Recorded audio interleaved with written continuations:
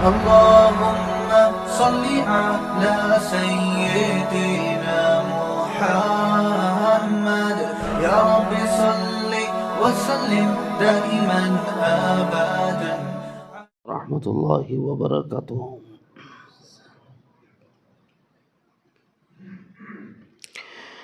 الحمد للہ رب العالمین والعاقبۃ للمتقین والصلاة والسلام على اشرف الانبیاء والمرسلین محمد وعلى آلہ واصحابہ اجمعین وعلى من تبعهم بإحسان الى یوم الدین، اما بعد۔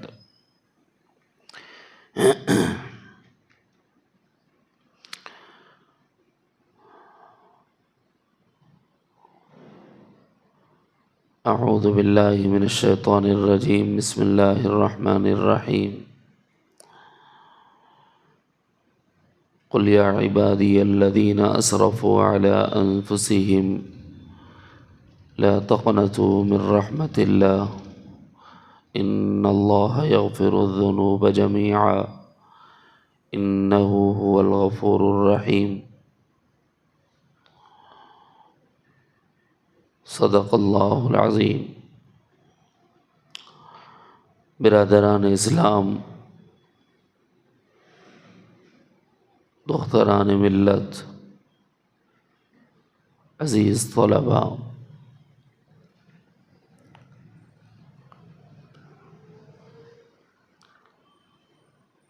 گزشتہ مجلس میں بلکہ گزشتہ 2 مجلسوں میں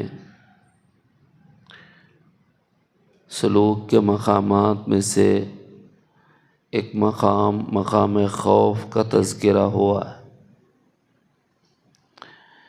پہلی مجلس میں آیات اور اس کی ترجمانی کی گئی،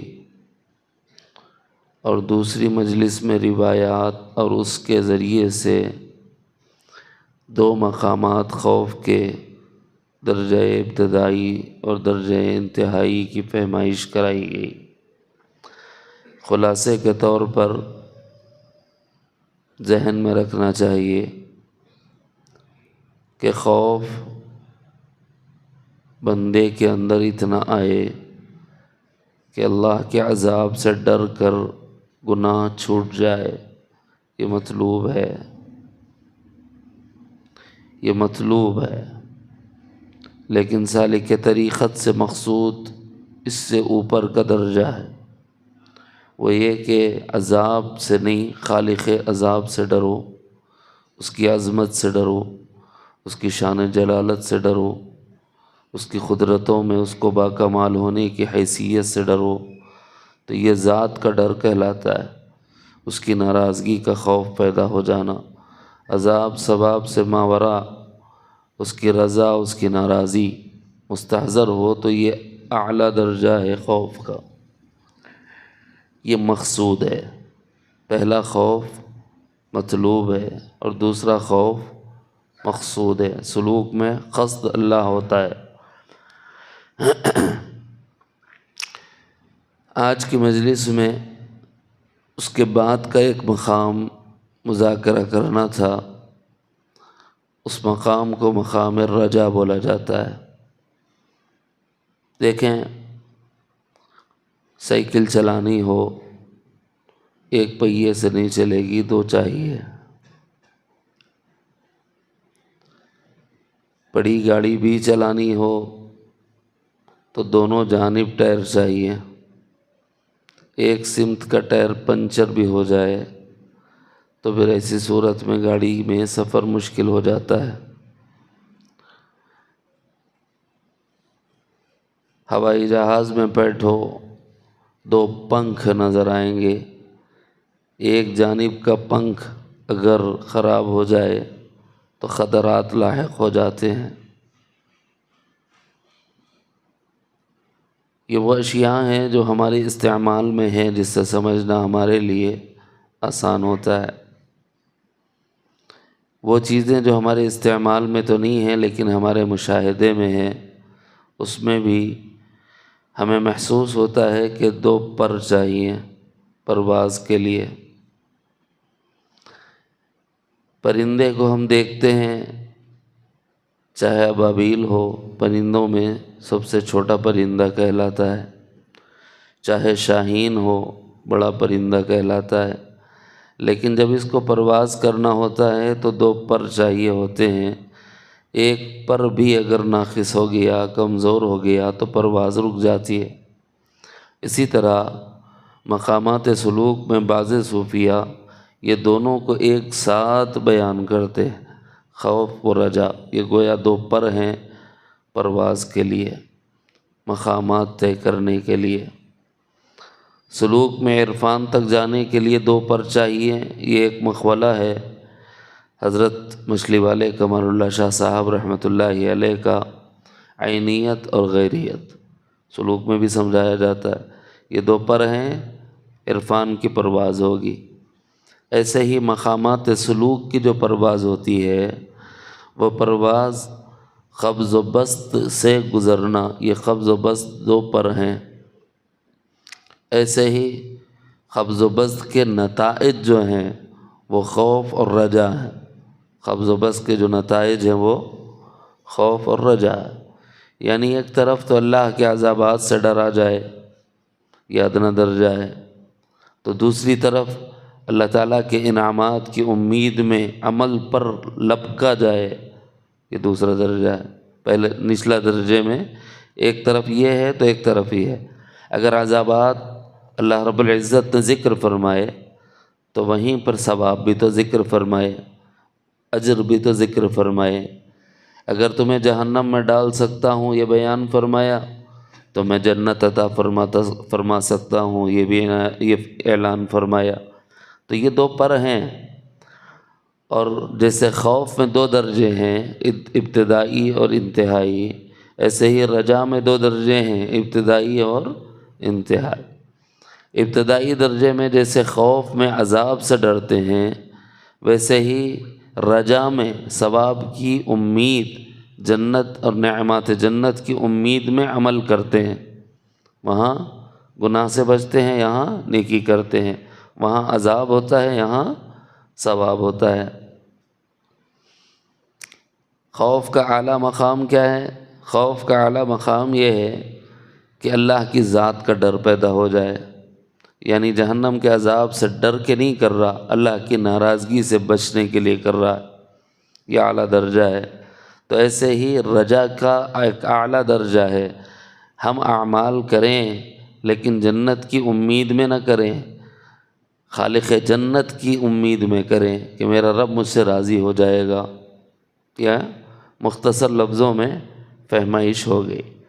جیسے عذابات کے لیے آیات سنائی گئیں کہ یہ آیت عذاب کا اظہار کرتی ہے، یہ روایت عذاب کی خبر دیتی ہے، ایسے ہی آیات اور روایات میں اللہ تعالیٰ کی ذات سے امید رکھنے کا پیغام ہمیں ملتا ہے۔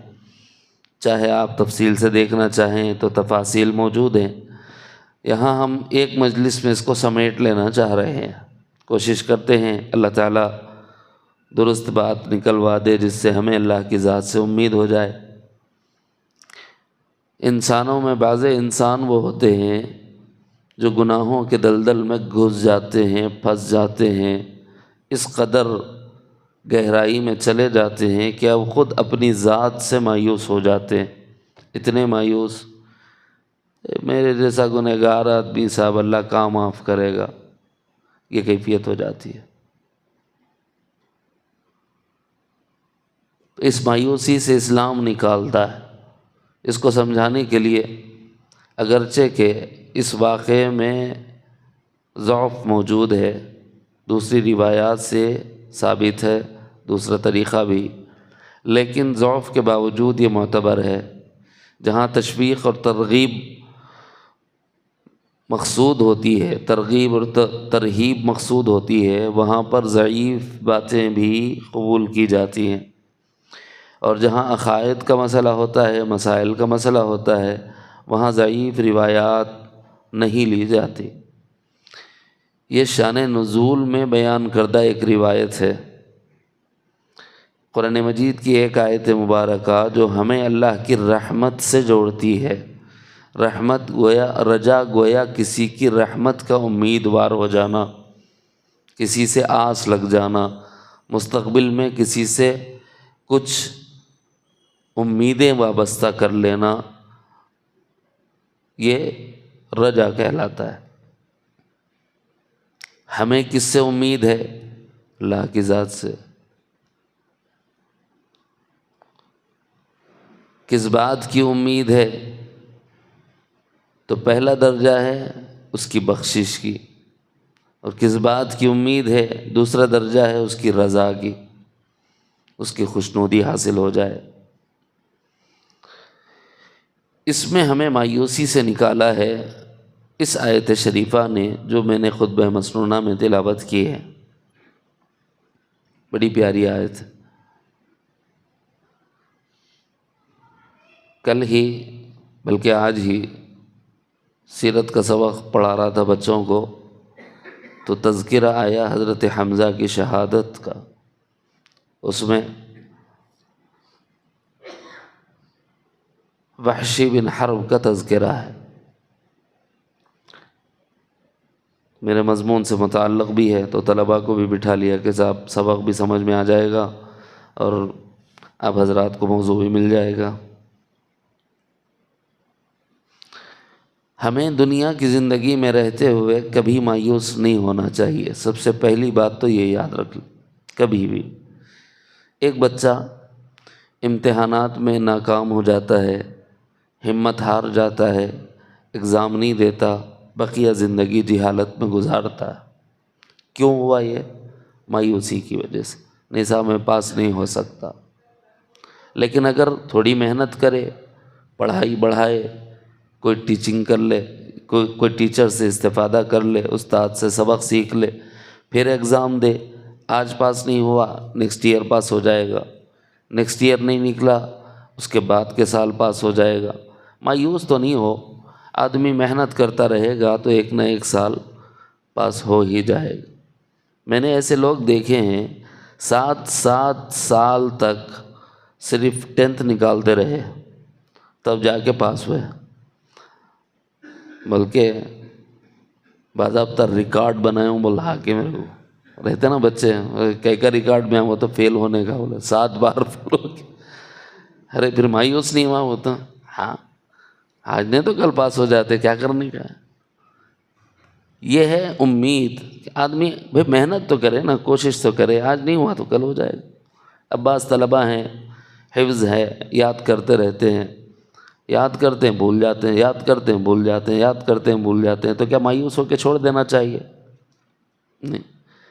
2 رکعت نماز پڑھنا، اللہ کو راضی کرنا کہ اللہ یہ آپ کا پاک کلام ہے، مجھ سے ہو سکتا ہے کوئی ناپاکی ہو گئی ہو، یا ہو سکتا ہے مجھ سے کوئی غلطی ہو گئی ہو، شاید آپ ناراض ہو گئے ہیں اس لیے آپ کا کلام مجھے حفظ نہیں ہو رہا، اے اللہ مجھے یاد دلا دیجئے، میری خطا معاف فرما دیجئے۔ اگر محنت کرے گا تو آج وہ سبق یاد نہیں ہوا کل یاد ہو جائے گا، کل نہیں ہوا تو پرسوں یاد ہو جائے گا، آخر کتنے دن تک رکاوٹ رہے۔ تو طلبہ اس کو یاد رکھیں، یاد کر رہے ہیں یاد نہیں ہو رہا تو ہمیشہ ایک چیز ذہن میں رکھنا، کوئی وجہ ہوتی ہے یاد نہیں ہونے، ان وجوہات میں ایک وجہ یہ ہوتی ہے کہ اللہ تعالیٰ خود اپنے اس بندے کو اپنے کلام سے دور کر رہے ہوتے ہیں، وہاں ہمیں موقع دے رہے ہوتے ہیں کہ ہمیں کیسے پتہ چلے گا، ہمیں یاد نہیں ہو رہا تو اللہ کہیں ہم سے ناراض تو نہیں ہے، یہ انڈیکیشن ہے۔ متوجہ ہو جانا، 2 رکعت صلاۃ التوبہ پڑھنا، معافی مانگنا اللہ سے، اللہ میں نہیں جان رہا ہوں، مجھے یاد نہیں آ رہا، غلطی بھی ہو گئی ہے، انجانے میں مجھ سے غلطی ہوئی تو آپ معاف کر دیجئے، مگر اپنے کلام سے مجھے محروم نہ کیجیے۔ جب بندہ تڑپ کے یہ دعا کرتا ہے پھر سبق یاد ہو جاتا ہے انشاءاللہ۔ تو یہی معاملہ دنیا کے تمام امور میں ہے۔ ایک آدمی ایک کاروبار کرتا ہے، اس کاروبار میں ناکامی ہوتی ہے تو کیا بھائی ہاتھ پہ ہاتھ دھرے بیٹھے رہ جاؤ گے؟ نہیں صاحب، یہ نہیں چلا تو دوسرا کروں گا، دوسرا نہیں چلا تو تیسرا کروں گا، تیسرا نہیں چلا تو چوتھا کروں گا، کیونکہ پیٹ ہے اور پیٹ کے لیے محنت ضروری ہے، محنت نہیں کروں گا تو نتیجہ سامنے نہیں آئے گا۔ لہذا بندہ محنت سے مایوس نہیں ہوتا۔ اور ایک بادشاہ نے سبق لیا، یہ کہتے ہیں ایک مرتبہ ایک جنگ میں بادشاہ کو ہار ہو گئی، دشمن سے ہار گیا، تو بھاگتے بھاگتے جان بچانے کے لیے بھاگنا پڑتا نا آخر میں. اب وہ صاحب جلالت ولالت سب چلے جاتا، کوئی پوچھنے والا نہیں رہتا، اپنی جان بچی تو بس ہے بول کے رہتا. نہ وزیر نہ مشیر نہ کوئی حشم و قدم. اب تو صرف جان بچی، علاقوں پائے، بھائی کہیں پناہ لے لو، چھپ جاؤ. یہ حال ہوتا ہے جب جنگ میں ہار جاتے ہیں. تو ایک جنگ سے جب ہار گیا بادشاہ تو ایک غار میں اس نے پناہ لے لی. اس غار کی پناہ میں اس نے یہ دیکھا کہ ایک چونٹی ہے اور اس نے اپنے منہ میں دانہ پکڑا ہوا ہے. حجم کے اعتبار سے وہ دانہ اس سے زیادہ ہے. چاول کا دانہ بھی مرچی چونٹی سے بڑا ہوتا ہے. اب وہ ایک بال لے کے چڑھ رہی ہے، لیکن وزن ہونے سے چاول کا دانہ نیچے گر جاتا ہے، بلکہ وہ خود بھی ساتھ میں نیچے گر رہی ہے. تو اب پھر دوبارہ چڑھتی ہے، پھر نیچے گرتی ہے، پھر چڑھتی ہے، پھر گرتی ہے. کہتے ہیں کہ میں نے اس کو دیکھا کہ 90 سے زائد مرتبہ وہ نیچے گری، مگر وہ اس نے ہمت نہیں ہاری، پھر کری کوشش. تو اب اسے سمجھ آ گیا کہ اگر میں بھی کوشش کروں گا تو میرا وہ ملک جو میرے ہاتھ سے نکل گیا ہے واپس مجھے مل سکتا ہے. پھر اس نے کوشش کی، پھر ہارا، پھر کوشش کی، کیونکہ اس نے کہا کہ میں نے چونٹی سے سبق لیا ہے، محنت کرتا رہوں گا تو میری چیز مجھے مل جائے گی. بالآخر اللہ رب العزت نے اسے فتح عطا فرما دی اور کامیاب ہو گیا، اور واپس اس کا ملک اس کو حاصل ہو گیا. تو یہ کیا ہے؟ محنت، جدوجہد، پے در پہ کام کا کرنا، یہ انسان کو کامیابی سے ہمکنار کرتا ہے. کامیابی کام سے ہوتی ہے، اور اگر کام نہ کیا جائے تو ناکامی مقدر ہو جاتی ہے. آدمی کام نہیں کرتا اور ناکام ہوتا ہے، پھر کہتا ہے کہ نہیں صاحب میں تو کامیابی نہیں ہوں، کر کے کیا فائدہ. تو اب وہ زندگی بھر پھر ناکام ہی رہے گا. یہ مایوس ہے. اور اسلام ایسی مایوسی سے ہمیں نکالتا ہے. ہمیں یہ کہتا ہے کہ تم مایوس کبھی نہیں ہو. اسی لیے فرمایا گیا مایوسی کفر ہے. مایوسی کفر ہے. مایوس نہیں ہوتے، محنت کرتے رہو، کامیابی ہو جائے گی. من جد وجد، جو محنت کرے گا وہ پالے گا. طالب علم محنت کرے گا، علم حاصل کر لے گا. اسٹوڈنٹ محنت کرے گا، جاب مل جائے گی. جی ملازم محنت کرے گا، ترقی ہو جائے گی. اور ایسے ہی ایک آدمی تجارت کرتا ہے، محنت کرے گا، آج نہیں تو کل، کل نہیں تو پرسوں اس کا کاروبار چمک جائے گا. محنت، اس کی اقل مدت بھی لکھی ہے. اس کی اقل مدت ایک آدمی کے جمنے کی کاروبار میں یا کسی اور چیز میں ناکامیاں ایک لمٹ ہوتی ہے. کتنے سال بھائی؟ تو فرمایا کہ 7 سال ہو سکتے ہیں. فی بضع سنین، بضع سنین میں اللہ تعالیٰ تبدل اور تغیر کا حکم نازل فرماتے ہیں.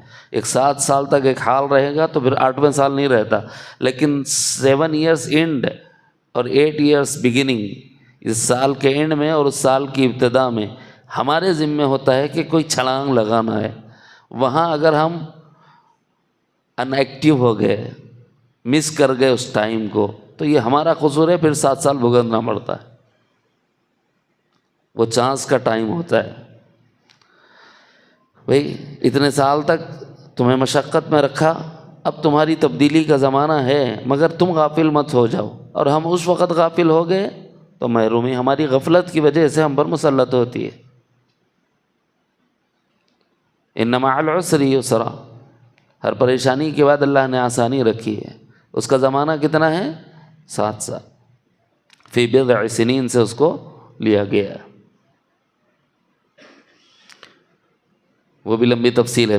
اصل میں جب مضامین متواتر ہوتے ہیں، دوسرے پے در پہ ہوتے ہیں، تو پھر ادھر سے ادھر، ادھر سے ادھر شفٹ ہو جاتا ہے، ذہن منتقل ہو جاتا ہے. بھاگتے ہوئے گھوڑے کو لگام ڈالے رکھنا پڑتا ہے. اب سیدنا ابوبکر صدیق کی شرط یاد آ گئی اس پر. فی بضع سنین کا مسئلہ. الف لام میم غلبت الروم فی ادنی الارض وهم من بعد غلبهم سیغلبون. فی بضع سنین آیتیں اتری. حضرت ابوبکر نے شرط لگا لی. شرط یہ لگائی کہ بھائی آج یہ ہارے ہیں، کل جیت جائیں گے. غلبت الروم، روم مغلوب ہو گئے، لیکن پھر غالب آ جائیں گے. تو غالب آئیں گے تو کب آئیں گے؟ یقین نہیں تھا. فی بضع سنین فرمایا کہ 1 سال میں ہو جائے گا، 2 سال میں ہو جائے گا۔ حضور کو اطلاع دی تو حضور نے فرمایا کہ ایک کام کرو، شرط بڑھا دو جاگے، کیونکہ اللہ کے کلام پر بے یقینی تو ہے نہیں۔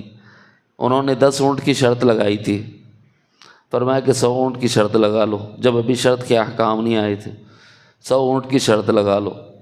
دوسری بات کہ سال بدل لو، فرمایا 7 سال میں یہ ہو جائے گا۔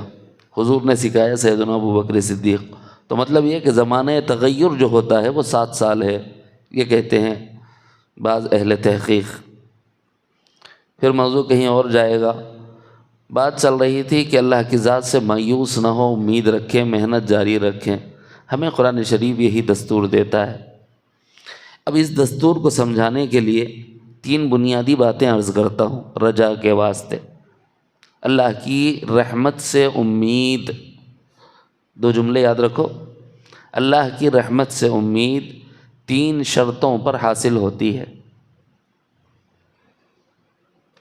اور رسول اللہ کی شفاعت سے امید 3 شرطوں پر حاصل ہوتی ہے۔ یاد رکھ لیں گے؟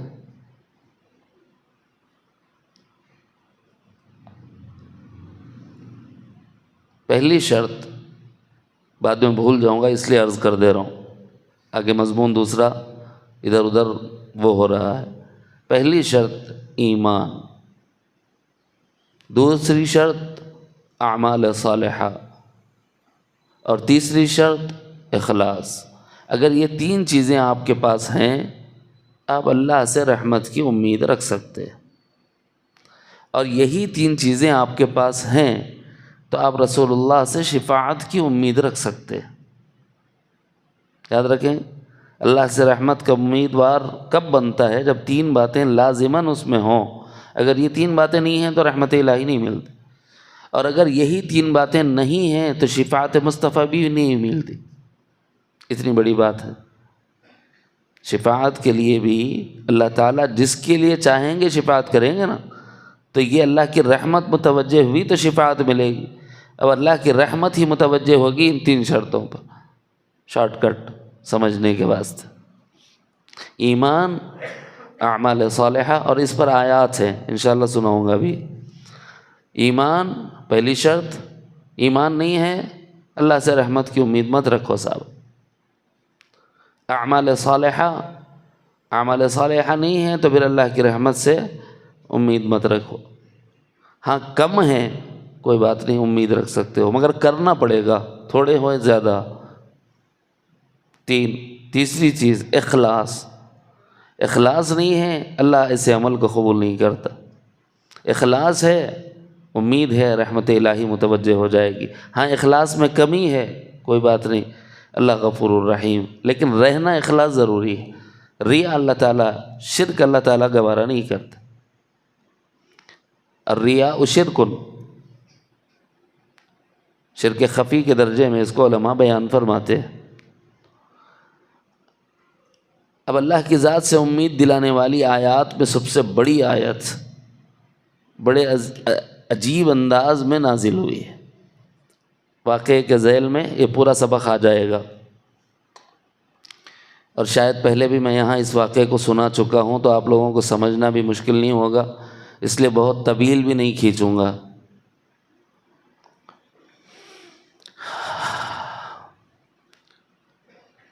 سید دو عالم جناب محمد الرسول اللہ صلی اللہ علیہ وسلم کے ابتدائی محنت کے نتیجے میں جن لوگوں نے اسلام قبول کیا، ان لوگوں کو سابقون الاولون کہا جاتا ہے، پہلے اسلام لانے والے۔ ان اول مرحلہ میں اسلام لانے والے لوگوں میں حضور کے قریبی رشتہ دار حضرت سیدنا حمزہ رضی اللہ عنہ، حضرت حمزہ حضور کے چچا، حمزہ بن عبد المطلب، حضور کے کیا ہو گئے؟ چچا۔ ایک اعتبار سے یہ حضور کے چچا بھی ہیں، اور ایک اعتبار سے یہ حضور کے رضاعی بھائی بھی ہیں، حضور کے رضاعی بھائی بھی ہیں۔ ثویبہ نے جب دودھ پلایا تو حضرت حضور صلی اللہ علیہ وسلم کو بھی دودھ پلایا اور حضرت حمزہ کو بھی دودھ پلایا، تو آپس میں رضاعی بھائی ہو گئے اور چچا بھی ہو گئے۔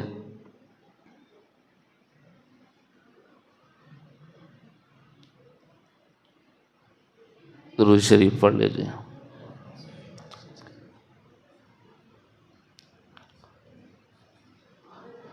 توجہ ہے میری طرف؟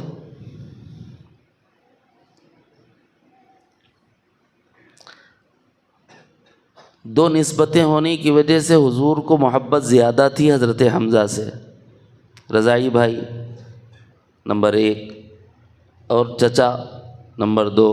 ایک تیسری نسبت شامل ہو گئی، یہ مسلمان ہو گئے میرے خاندان میں، خاندان والوں میں سب سے پہلے اسلام لانے والوں میں اولین مسلم اہل اسلام میں حضرت حمزہ سابقون الاولون میں ہے، لہٰذا حضرت حمزہ رضی اللہ عنہ کے اسلام کی وجہ سے سرکار کو بڑی خوشی تھی۔ جو چہیتا ہوتا ہے اس کو اگر کوئی تکلیف ہوتی ہے تو چاہت کی وجہ سے چاہنے والے کو بھی تکلیف ہوتی ہے۔ بدر کے میدان میں بڑے معرکے سر کرنے والے، بڑا کارنامہ انجام دینے والے حضرت حمزہ تھے۔ 1000 سپاہ آئی تھی کفار کی، 70 قتل کر دیے گئے کافر اور 70 قیدی بنا لیے گئے۔ تو اس جنگ سے 313 ادھر مسلمان تھے۔ اس جنگ کی ابتدا میں جو حال اور جو کیفیت تھی، سوائے حضرت حمزہ کے کوئی اس وقت جرأت کے ساتھ کھڑے رہنے والا نہیں تھا۔ جب دعوت مبارزت دی گئی، شروع میں پہلے 2 پہلوانہ لڑتے، تو اس ابتدائی دعوت میں آگے بڑھ کر اپنے آپ کو پیش کرنے والے حضرت حمزہ تھے اور بڑوں کا کام کیا تھا۔ وہ آنے والے بھی سردار اور پہلوان تھے، یہ بھی سردار اور پہلوان تھے، مقابلہ برابری کا تھا۔ اللہ رب العزت نے حضرت حمزہ کو قوت عطا فرمائی، فتح عطا فرمائی۔ اس کی وجہ سے جو مکے کے کافر تھے ان لوگوں کے اندر حضرت حمزہ کے لیے بغض پیدا ہو گیا، اتنا بغض کہ وہ اس در پہ تھے کہ کسی طرح ہمیں پتہ چلے کہ حمزہ کہاں گھٹتے ہیں، ان کو مار دیا جائے تاکہ ہمارے خاندان کے قاتل کا بدلہ لے لیا جائے، قصاص، مقتول کا بدلہ لے لیا جائے، قاتل کو سزا دی جائے۔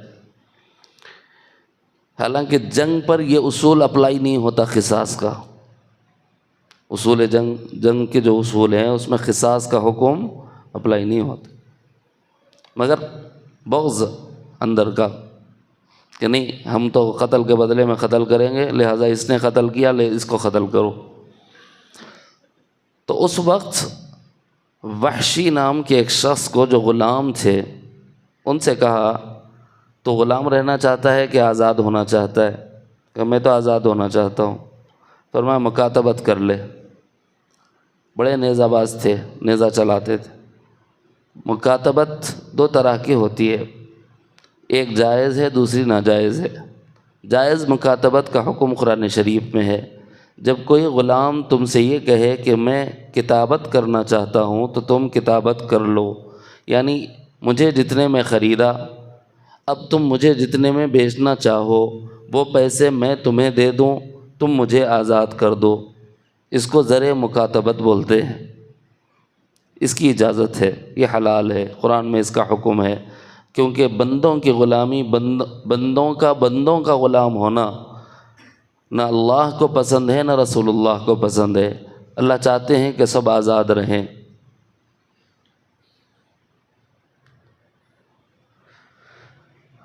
لہٰذا ایک صورت تو کتابت کی یہ ہو گئی، ایک صورت یہ ہے جو ہندا نے اور دیگر کفار رؤساء مکہ نے وحشی کے ساتھ مکاتبت کی، تم حمزہ کو قتل کرو، تمہاری غلامی سے ہم تمہیں آزاد کر دیں۔ جو غلام بندہ ہوتا ہے اس کو چاہیے کیا؟ آزادی۔ اس وقت تو وہ مسلمان نہیں ہوئے تھے، کفر کی حالت میں تھے اور کافر ہی کے غلام تھے۔ انہوں نے کہا کہ مجھے منظور ہے، اور احد کے دن انہوں نے حضرت حمزہ کو شہید کر دیا۔ رسول اللہ صلی اللہ علیہ وسلم نے ان کو جو لقب دیا تھا اسد اللہ و اسد رسولہ، یہ اللہ اور اس کے رسول کا شیر ہے، بدر کے میدان میں انہیں لقب دیا تھا اسد اللہ و اسد رسولہ، یہ اللہ کا شیر ہے، یہ اللہ کے رسول کا شیر۔ بڑے کارنامے دیے۔ جب ان کو قتل کیا، رضاعی بھائی، چچا، پہلے اسلام لانے والے اور بدر کے کارنامے انجام دینے والے، ایسے عظیم المرتبت شخصیت کو جب قتل کیا گیا تو رسول اللہ کے قلب کو بہت گراں گزرا۔ دوسری بات، عام طور پر جب قتل ہوتا ہے تو قتل کے بعد اعضاء کاٹنا قرآن و سنت میں منع ہے، اس کو مثلا کرنا کہتے ہیں۔ کان کاٹ دیے، ناک کاٹ دیے، اس سے نعش کی بے حرمتی، بے احترامی ہوتی ہے۔ شریعت مطہرہ ہمیں اخلاق دیتی ہے کہ مردوں کے ساتھ بے احترامی کا سلوک نہیں کیا جاتا، اگرچہ کہ ان کے جسم میں جان نہ رہی، لیکن جنازے کا بھی احترام اسلام دیتا ہے۔ لیکن وہ تو ٹھہرے کافر، مسلمان تو ہے نہیں کہ ان کو قرآن و حدیث سنائی جائے۔ انہوں نے ایک وعدہ پورا کر لیا، کیونکہ اس غلامی سے آزاد ہونے کے لیے جو شرط تھی وہ یہ کہ ان کے اعضاء کاٹے جائیں اور ان کا کلیجہ نکال کر لایا جائے۔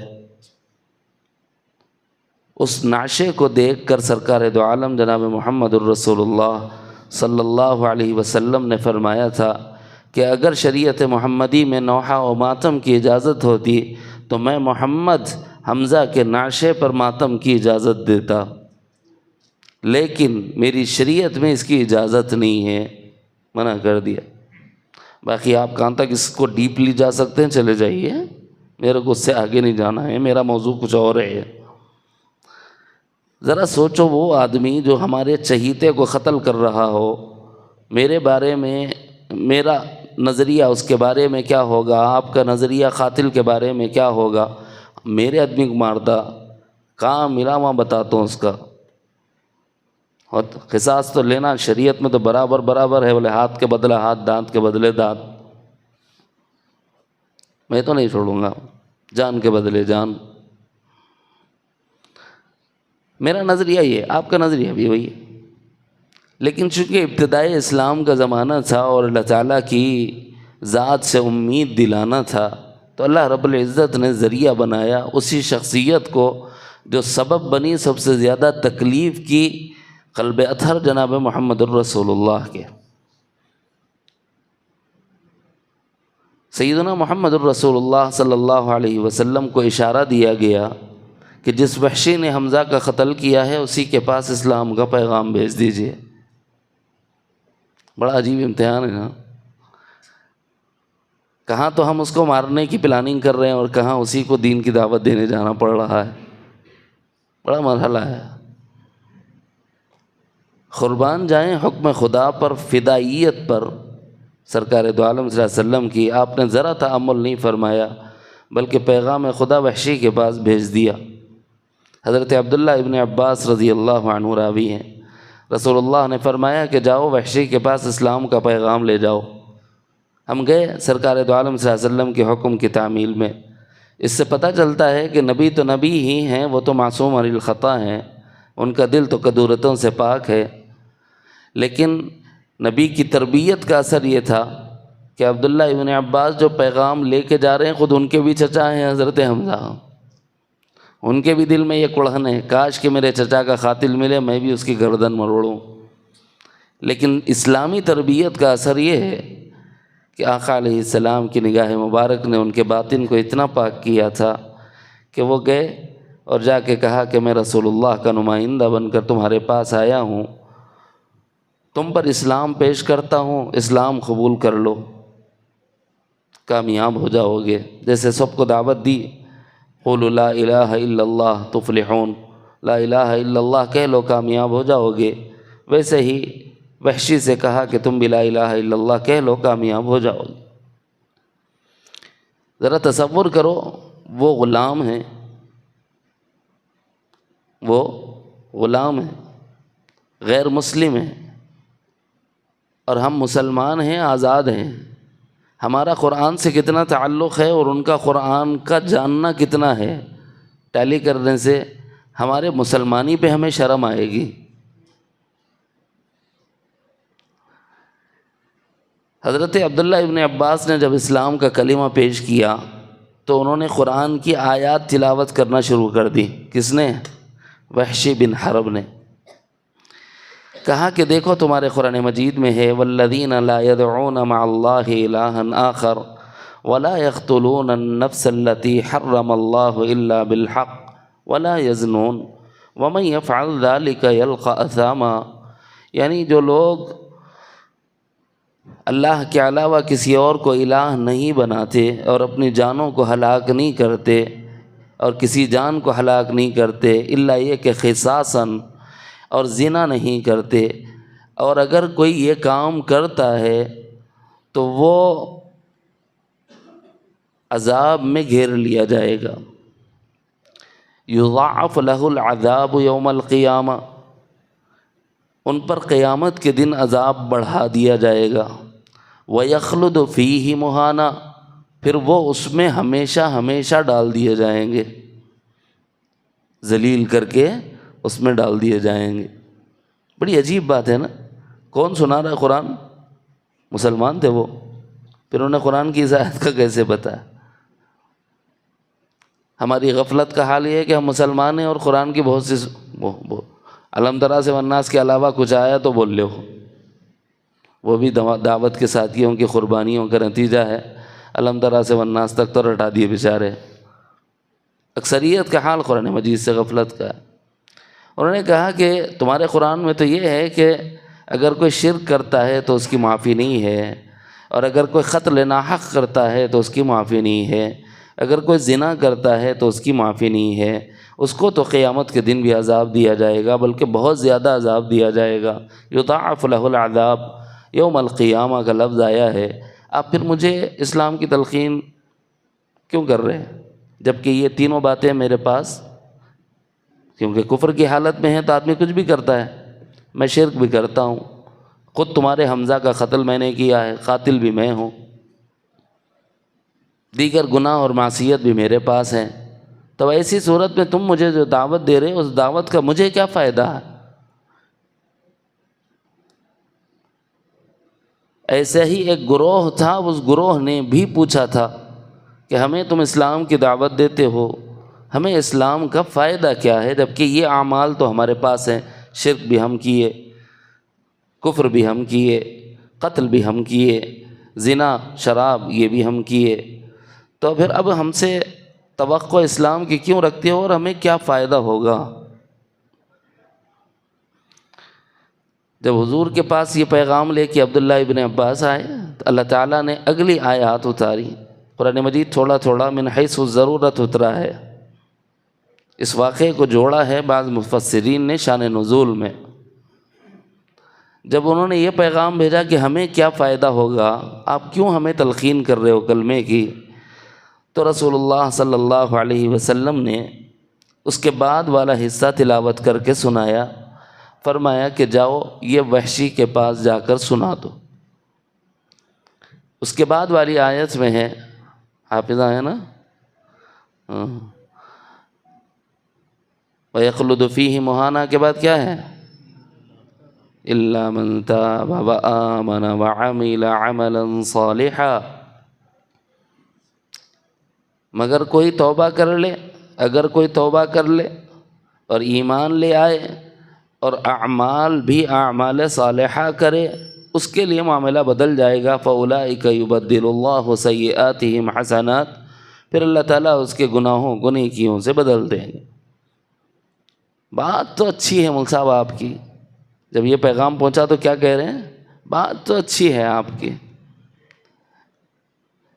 لیکن فیہ شرط شدید، اس میں ایک عجیب شرط رکھے، بڑی سخت شرط ہے۔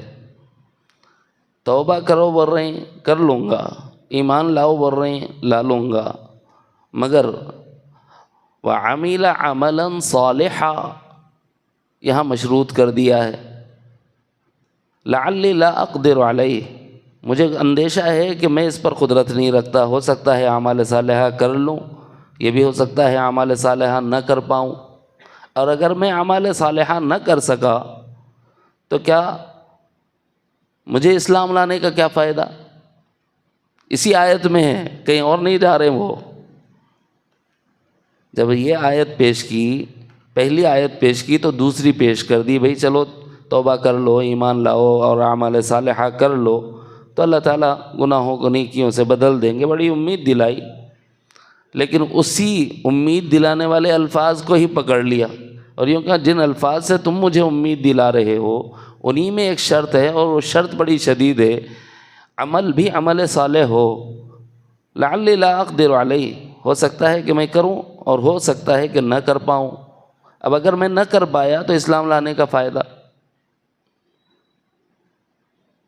لو پھر سرکار دو عالم صلی اللہ علیہ وسلم کے پاس آئے، جب یہ فرمایا کہ وحشی یہ کہہ رہے ہیں تو حق تعالیٰ جل شانہ نے اگلی آیات، اس کے دوسری جگہ آیات ہیں، اس کو نازل فرمایا اس سے بتاؤ ان اللہ لا یغفر ان یشرک بہ ویغفر ما دون ذلک لمن یشاء، اللہ شرک کو معاف نہیں کرتے، شرک کے علاوہ جو چاہیں معاف کریں۔ اللہ شرک کو معاف نہیں کرتے، باقی شرک کے علاوہ جو ہے سب معاف کر سکتے ہیں، چاہیں تو معاف کر سکتے ہیں۔ ان اللہ لا یغفر ان یشرک بہ ویغفر ما دون ذلک لمن یشاء، جب یہ آیت مبارکہ وحشی کو سنائی گئی تو انہوں نے کہا بہت اچھا، لیکن پھر بھی مجھے ابھی تأمل ہے۔ اب کیا ہے رے بھائی، کوئی اتنے نخرے دکھایا تو رکھتے ہیں، مگر بڑا عجیب ناز اٹھایا جا رہا تھا۔ بولے اب کیا مسئلہ ہے؟ کہا انشاء، یہ جو لفظ آیا ہے یغفر لمن یشاء، ان اللہ لا یغفر ان یشرک بہ، یہ تو ٹھیک ہے، ویغفر ما دون ذلک لمن یشاء، اور اس کے علاوہ جس کو اللہ چاہے معاف کرے۔ اب یہاں اللہ میرے بارے میں چاہے گا انشاء لی ام لا، میرے کو نہیں معلوم سو اسلام لا کے کیا فائدہ؟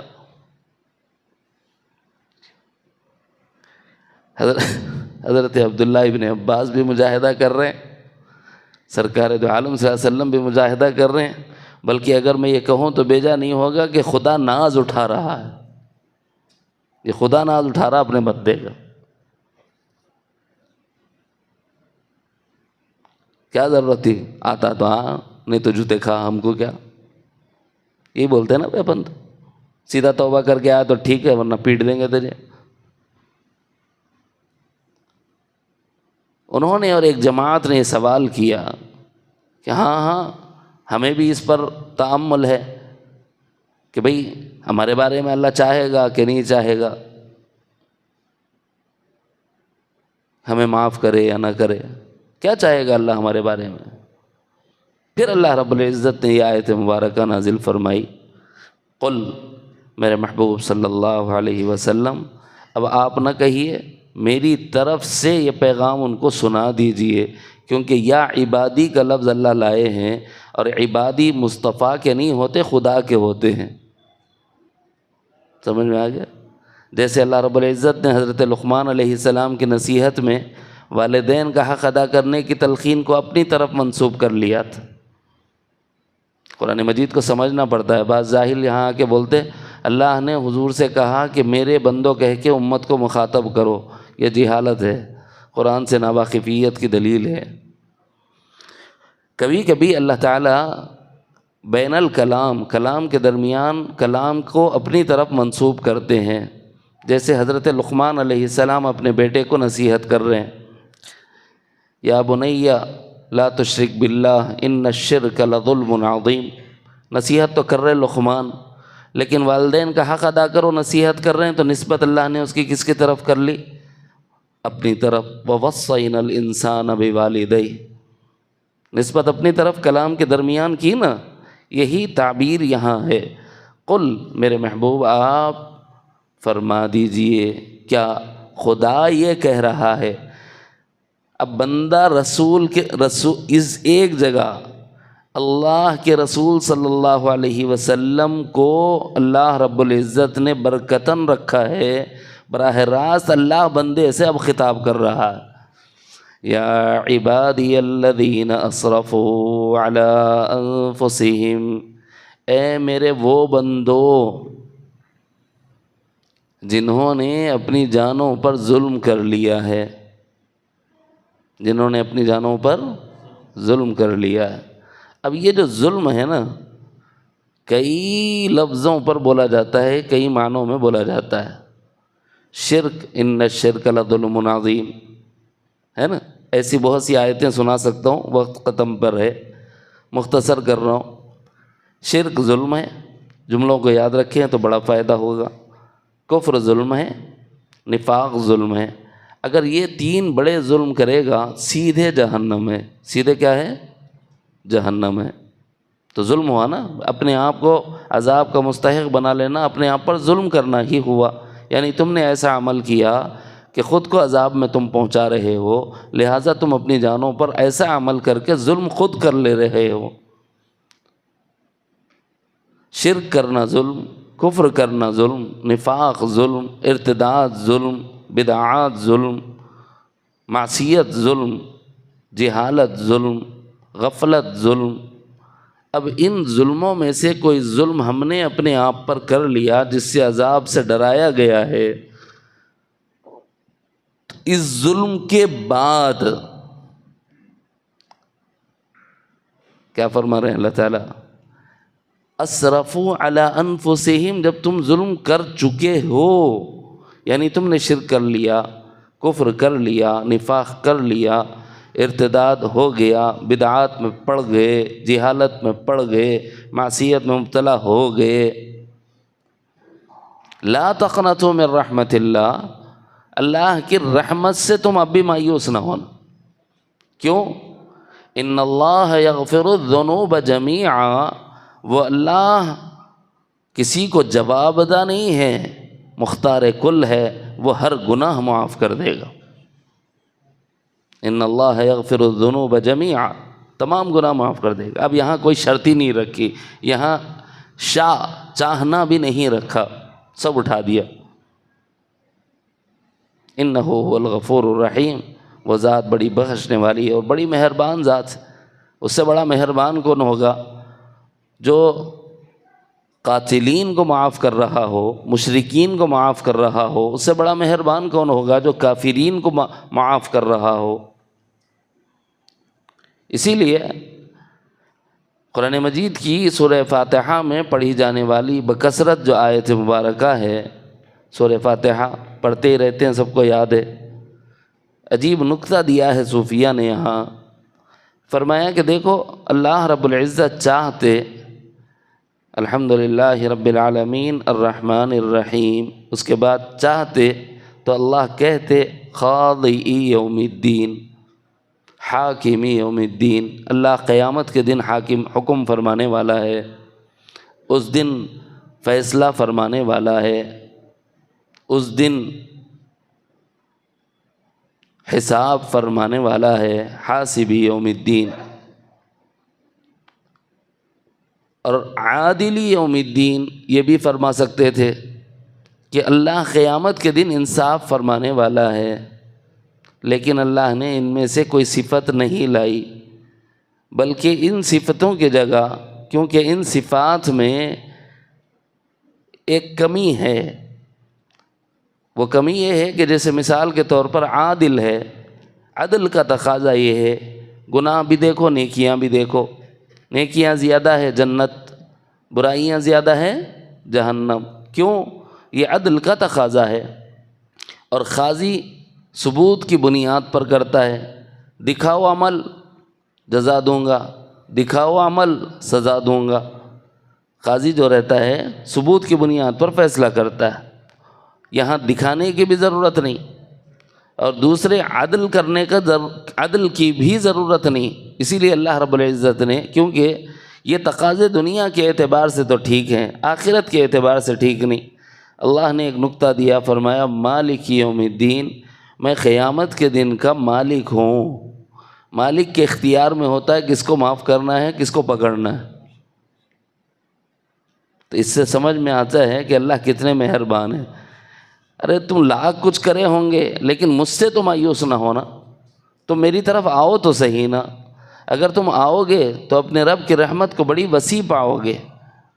اور حدیث شریف میں ہے جب اللہ رب العزت نے قلم کو چلنے کا حکم دیا تو اس وقت میں ہی یہ بات لکھ دی گئی، ان رحمتی سبقت غضبی، حدیث قدسی ہے، میری رحمت میرے غضب پر سبقت لے گئی، یعنی میں نے اپنے لیے ایک قانون بنا لیا۔ وہ قانون یہ کہ میں غصہ بعد میں کروں گا، پہلے اپنی رحمت کا دامن پھیلا دوں گا۔ یہ ہے ہمارے رحمان، اسی لیے فرمایا گیا الرحمن، اور رحمان ہے، اسی لیے فرمایا الرحیم، وہ بڑا مہربان نہایت رحم کرنے والا۔ بلکہ مالک، کیونکہ مالک جو ہوتا ہے وہ مجاز ہوتا ہے، مختار ہوتا ہے، متصرف ہوتا ہے، اس کو اتنا اختیار رہتا ہے کہ وہ جو کرے کوئی اس کو پوچھ نہیں سکتا، کسی کو پوچھنے کا حق اور اختیار نہیں رہتا۔ اسی لیے یہاں جو صفت اللہ لائے ہیں وہ کیا ہے؟ مالک یوم الدین۔ اس سے کیا ہوتا ہے؟ اللہ کی ذات سے امید جڑ جاتی ہے کہ اللہ آپ ہی مالک ہیں، آپ ہی بگڑیاں بنانے والے ہیں۔ وہ بندے جو اپنی گناہوں کی وجہ سے مایوس ہو چکے ہیں کہ اب میری مغفرت نہیں ہوگی، انہیں امید دلاتی ہے یہ آیت، کیا تم وحشی سے زیادہ بڑے گنہگار ہو گئے ہو؟ اگر ہم اتنے بڑے گنہگار نہیں ہوئے ہیں تو امید کرم ہے، اللہ کرم فرمائے گا۔ اس کو کہتے ہیں رجا۔ لوٹو اللہ کی طرف، چھوڑ دو مایوسی، نکل جاؤ شرک سے، نکل جاؤ کفر سے، نکل جاؤ نفاق سے، نکل جاؤ ارتداد سے، نکل جاؤ بدعات سے، نکل جاؤ معصیت سے، نکل جاؤ جہالت سے، نکل جاؤ غفلت سے، آ جاؤ اللہ کی طرف۔ بڑے مہربان ہیں اللہ تعالیٰ، تمہارے آنے کو قبول فرما لیں گے، پسند فرما لیں گے۔ مایوس نہ ہوا کرو، مایوسی کفر ہے، اس لیے فرمایا گیا لا تقنطوا من رحمت اللہ۔ تو اس میں جو آیت ہے، اس آیت مبارکہ میں حق تعالیٰ جل شانہ نے ایک طرف اپنے رحمت کے وسیع ہونے کا تذکرہ فرمایا، اور ایک حدیث سے اس کی وضاحت کر دوں۔ اس مایوسی سے نکلنے کے لیے میرے بندو، اللہ فرما رہے ہیں، یہ بھی حدیث قدسی ہے، اگر تمہاری معصیت کی کثرت کی وجہ سے زمین و آسمان کے خلابے مل گئے ہیں، یعنی یہ خلا کا جو حصہ ہے خالی جگہ، یہ اگر تمہارے بائیں جانب والا فرشتہ معصیت معصیت معصیت معصیت لکھتے لکھتے لکھتے اتنے رجسٹر بھر دیا کہ زمین سے آسمان تک درمیان سے تمام مکانات ہٹا دو، تمام پہاڑ ہٹا دو، تمام دریا ہٹا دو، دریا بھی زمین پہ ہے نا، اس کے بعد زمین سے آسمان تک اگر تمہاری معصیتوں کے دفتر جمع ہو گئے ہوں، عنان السما کا لفظ آیا ہے، اگر اتنے تمہارے گناہ ہوں پھر بھی اللہ تمہیں بخش سکتا ہے، اور اس کو کسی کی کوئی پرواہ نہیں۔ ہمارے اللہ اتنے مہربان ہیں، ایسے مہربان ہیں، کیا ایسے اللہ سے مایوس ہو جانا چاہیے؟ جب بندہ ایسے اللہ سے مایوس ہوتا ہے پھر اللہ کو شکوہ کرنے کا حق ہے۔ اللہ پوچھتا ہے یا ایھا الانسان ما غرک بربک الکریم، اے انسانو تمہیں رب کریم سے کس چیز نے دھوکے میں ڈال دیا؟ ایسا مہربان رب کوئی اور لاؤ گے؟ ایسا مہربان خدا کہیں اور پاؤ گے؟ تو پھر تم کیوں اس سے غفلت میں پڑے ہوئے ہو؟ کیوں دھوکے میں پڑے ہوئے ہو؟ کس چیز نے تمہیں غفلت میں ڈال دیا؟ کس چیز نے تمہیں دھوکے میں ڈال دیا ہے؟ ما غرک بربک الکریم۔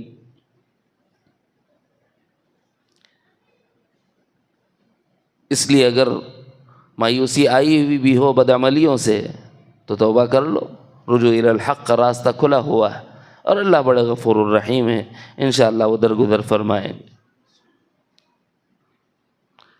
ایک ہے ادنا درجہ، بھائی مجھے معاف کر دے، جہنم سے نکال کر جنت میں ڈال دے۔ یہ ڈر رہا بندہ اللہ سے کیوں ڈر رہا ہے؟ گناہ سے کیوں ڈر رہا ہے؟ اس گناہ کا نتیجہ جو ہے وہ سزا ہے، عذاب جہنم کا ڈر اس آیت مبارکہ میں بتایا گیا ہے۔ اس کے بعد والی آیت میں درجہ بتایا گیا ہے۔ کچھ وہ لوگ ہوتے ہیں جن کو اپنے رب سے ملاقات کی آرزو ہوتی ہے، اپنے رب سے ملاقات کی امید ہوتی ہے، اور ہونا چاہیے۔ ایک طرف ڈرنا بھی ہے اور دوسری طرف امید کرم بھی رکھنا ہے۔ وہ اللہ میری نمازوں کو ضائع نہیں کرے گا، وہ اللہ میرے روزوں کو ضائع نہیں کرے گا، وہ اللہ میری زکوٰۃوں کو اور میرے حج کو ضائع نہیں کرے گا، وہ میرے ذکر اور تلاوت کو ضائع نہیں کرے گا، وہ میرے امر بالمعروف اور نہی عن المنکر کو ضائع نہیں کرے گا، وہ میری جدوجہد اور محنت کو ضائع نہیں کرے گا۔ وہ بڑا مہربان ہے، وہ مجھے کئی گنا بڑھا کر عنایت فرمائے گا۔ اس کرم کے ساتھ رہتے ہیں وہ لوگ جن کو رب سے ملاقات کا یقین ہوتا ہے۔ ہمیں ملاقات کا یقین ہی نہیں ہے کیونکہ مرنے سے ڈرتے ہیں، لیکن بعض لوگوں کو موت کا ڈر نکل جاتا ہے کیونکہ ان کے سامنے یہ آیات ہوتی ہیں، ارے صاحب مریں گے تو کہاں جائیں گے؟ اصل بادشاہ کے پاس جائیں گے، وہاں تو جنت ہی جنت ہے۔ اگر اس کی خوشنودی حاصل ہو گئی، اب اس کی خوشنودی حاصل کرنے کے لیے اس نے اپنی رضا کو اپنے اعمال میں چھپا دیا ہے۔ میں راضی ہوں گا کس عمل سے یہ نہیں بتایا۔ نمازیں پڑھو شاید اس سے راضی ہو جاؤں، روزہ رکھو شاید اس سے راضی ہو جاؤں، زکوٰۃ نکالو شاید اس سے راضی ہو جاؤں، حج کرو شاید اس سے راضی ہو جاؤں، جہاد کرو شاید اس سے راضی ہو جاؤں، ذکر تلاوت کرو شاید اس سے راضی ہو جاؤں، امر بالمعروف نہی عن المنکر کرو شاید اس میں سے کسی سے راضی ہو جاؤں۔ بہرحال ہمیں کام پر لگا دیا۔ جس کو اللہ کی ذات سے ملاقات کی امید، ذات سے، اب یہاں درجہ بڑھ گیا، اب جس کو اللہ کی ذات سے ملاقات کی امید ہوتی ہے، اب وہ اپنی زندگی کے اعمال کو درست کر لیتا ہے۔ فَمَن كَانَ يَرْجُو لِقَاءَ رَبِّهِ، جس کو اپنے رب سے ملاقات کا یقین ہوتا ہے کہ مجھے جانا ہے اللہ کے پاس، ملاقات ہوگی اپنے رب سے، فَلْيَعْمَلْ عَمَلًا صَالِحًا وَلَا يُشْرِكْ بِعِبَادَةِ رَبِّهِ أَحَدًا۔ پھر یہ شرک نہیں کرتا، میں نے کہا تھا نا ایمان چاہیے، اب یہ شرک نہیں کر رہا۔ دوسری چیز کیا ہو گئی؟ عملاً صالحہ، اب یہ اعمال صالحہ کو کرتا ہے۔ کیوں؟ شرک کے ساتھ اللہ کی رحمت نہیں، بے عملی کے ساتھ اللہ کی رحمت نہیں۔ یہ دوسری آیت ہمیں عمل پر ابھارتی ہے۔ ایک تیسری آیت ہے، حق تعالیٰ جل شانہ اس میں اخلاص کی تلقین فرما رہے ہیں۔ تم اللہ کی رحمت کی امید رکھتے ہو، رحمت تمہیں اسی وقت ملے گی جب تم مخلص ہو اپنے عمل کے کرنے میں۔ ان رحمت اللہ قریب من المحسنین، میری رحمت محسنین سے قریب ہے۔ اب یہ محسن کون ہے؟ اعمال کو اچھے سے اچھے کرنے والا، عمل کرنا ہے اچھے سے اچھا کرنا ہے، اس کو بھی محسن بولا گیا ہے، نمبر ایک۔ نمبر دو، اعمال کو اخلاص سے کرنے والا، اعمال کو اخلاص سے کرنے والا، اس کو بھی محسن کہا گیا۔ ان رحمت اللہ قریب من المحسنین، یعنی مخلصین، جو بندے اخلاص کے ساتھ اپنے اعمال کو کرتے ہیں وہ اللہ کی رحمت سے بہت قریب ہو جاتے ہیں۔ یہ تین باتیں بنیادی رجا کہلاتی ہیں۔ اپنے کو اللہ کی رحمت سے امیدوار ہونا ہے، مایوس نہیں ہونا۔ بڑا لمبا واقعہ سنا دیا مایوسی سے بچنے کے لیے، آواز اتنی ساتھ نہیں دے رہی ہے، تھوڑا سا سردی بیٹھی ہوئی، پھر بھی میں کوشش کر رہا ہوں کہ آیات کو آپ سمجھ جائیں، سبق کے طور پر صحیح یہ بات عرض کی جا رہی ہے کہ دیکھو ایک آیت ہے جس میں اللہ رب العزت مایوسی سے نکال رہے ہیں، اس کا شان نزول ہمیں اللہ کے بندوں کے ساتھ تعلق کو بتا رہا ہے۔ تیسری طرف ہمیں جو چیز کرنی ہے وہ یہ ہے کہ اللہ کی رحمت چاہیے تو ایمان لائیں، اور دوسری چیز اعمال صالحہ کو کریں، اور تیسری چیز اخلاص کو اختیار کریں۔ یہی تین چیزیں ہمیں اللہ کے رسول سے بھی جوڑتی ہیں، اسی سے شفاعت وابستہ ہے۔ یہی تین چیزیں ہمیں رحمت خدا سے جوڑتی ہے، اسی سے بخشش وابستہ ہے۔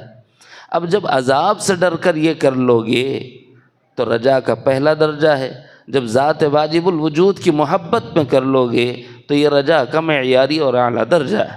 اللہ تعالیٰ مجھے اور آپ کو علم نافع، فہم سلیم اور عمل صالح کی توفیق عطا فرمائے۔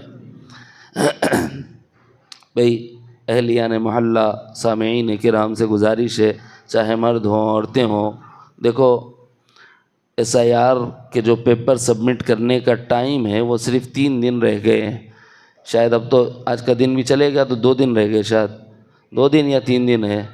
بہرحال غنیمت کا موقع ہے، یہ 3 دن بھی ہیں، ہمارا کام ہو سکتا ہے، لہٰذا کوشش کریں۔ الحمدللہ الکوثر میں یہاں موقع آپ کو میسر ہے، افراد میسر ہیں، کام کر رہے ہیں، ساتھ دینے والے موجود ہیں، سب کچھ میسر ہو پھر ہم نہ کریں تو ہمارا خسارہ، ہمارا نقصان ہے۔ اگر آپ نہیں کرائیں گے تو ہمارا کوئی نقصان نہیں، اور اگر آپ کرا لیں گے تو بھی ہمارا کوئی فائدہ بھی نہیں ہے۔ فائدہ تو بھی رہا تو اچھا تھا، اتنا اعلان نہ کرے، مگر اس کا بھی کچھ فائدہ نہیں۔ ہاں اللہ کی ذات سے ثواب کی امید ہے، اسی امید پر بول رہے ہیں۔ 3 دن بچے ہوئے ہیں، بچ لو، جو ابھی تک سبمٹ نہیں کرے ہیں کر لو، تاکہ اس موقع کا ہم فائدہ اٹھا سکیں۔ اللہ تعالی ہم سب کے حق میں خیر کا معاملہ فرمائے اور ہمارے ملک کو امن کا گہوارہ بنائے۔ ایک اعلان تو یہ تھا۔